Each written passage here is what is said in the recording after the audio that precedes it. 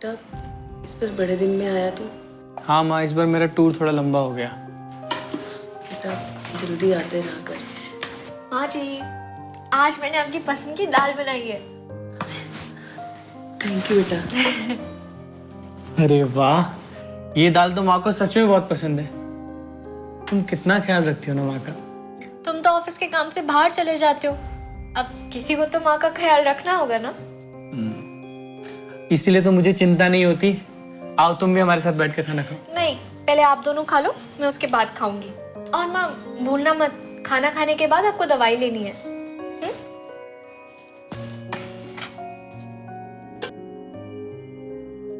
अरे माँ, ये क्या हुआ? चोट कैसे लगी आपको? अरे देखो ना, कल माँ बाथरूम में फिसल गई थी। माँ आपसे कितनी बार बोला है देख के काम किया करो, और आपने नीरज को नहीं बताया? नहीं, अब ये छोटी मोटी बातें नीरज को क्या बतानी। ऐसी चोटें तो इस उम्र में लगती रहती है। माँ आप आगे से देख के काम करना, ठीक है? खा लो।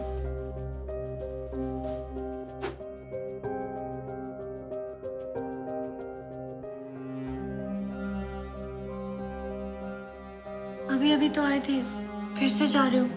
प्लीज थोड़ी देर और रुक जाओ ना। तुम जानती तो हो मेरा काम कैसा है। काम के चक्कर में मुझे 15-20 दिन टूर पे ही रहना पड़ता है।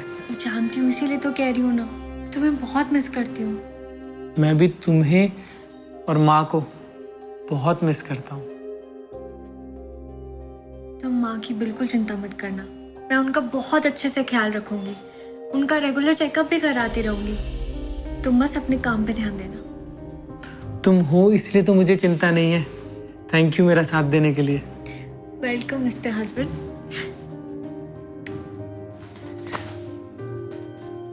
चलता हूँ मैं माँ। बेटा तो जल्दी वापस आना। माँ, तुम मुझसे ये बात हमेशा रोते हुए क्यों बोलती हो? और इस बार मैं कोशिश करूंगा कि मैं जल्दी आ जाऊं। ठीक है, तुम अपना ख्याल रखना।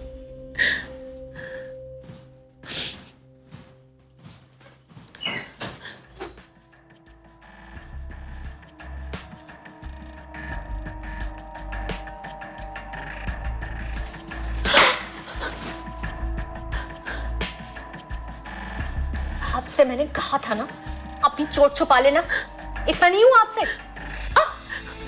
तो मैंने बहुत कोशिश की थी, पर पता नहीं नीरज को कैसे पता चल गया। अच्छा, कैसे पता चल गया नीरज को? आप नीरज को बताना चाहती हो ना कि मैं आप पर जुल्म करती हूँ, आपको मारती हूँ? देखो, अगर नीरज को कुछ भी पता चला ना, तो मैं आपका वो हाल करूंगी कि आप सोच भी नहीं सकती। समझी?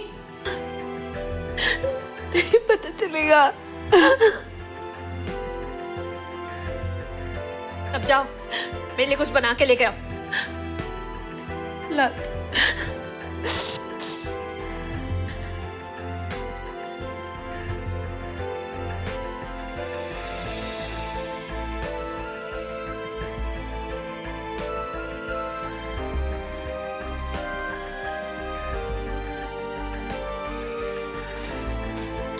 कितनी देर लगेगी मेरे नाश्ते में?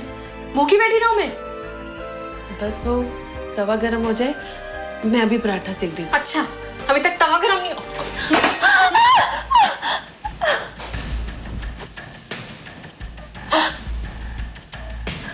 नीरज आ गए, आंसू पोंछ और अपना हुलिया ठीक कर। समझी?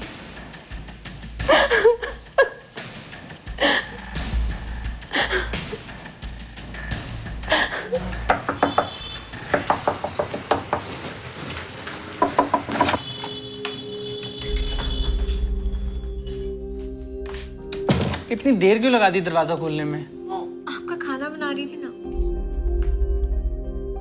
माँ, माँ, अपने बेटे को आशीर्वाद दीजिए। मेरा बहुत बड़ा प्रमोशन हुआ है। माँ, ये हाथ कैसे जल गया तुम्हारा? वो मैं खाना बना रही थी ना, तो तवे पे लग गया। बस माँ जी, आपसे कितनी बार कहा है, कोई भी काम हो तो आप मुझे बताया करिए ना। आप बिल्कुल मेरी बात नहीं सुनती है। हाँ माम, मायरा के होते हुए इसी से काम कराया कीजिए ना। आओ मैं आपको दवाई लगा दूं।